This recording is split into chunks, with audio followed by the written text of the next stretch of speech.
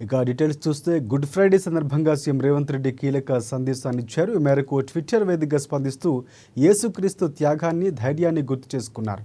ఈ సందర్భంగా యేసు ప్రభు ప్రేమ, కృపా కటాక్షాలు ఎప్పుడూ ప్రజలపై ఉండాలని కోరుకున్నారు.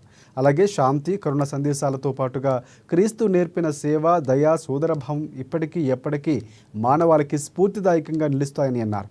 క్రైస్తవ సోదరులకు శుభాకాంక్షలు చెబుతూ ప్రపంచానికి ప్రేమతత్వం బోధించిన దయామయుడు, శిలువపై యేసుక్రీస్తు త్యాగం మహోన్నతమైనదని గుడ్ ఫ్రైడే సందేశంలో పేర్కొన్నారు సీఎం రేవంత్ రెడ్డి.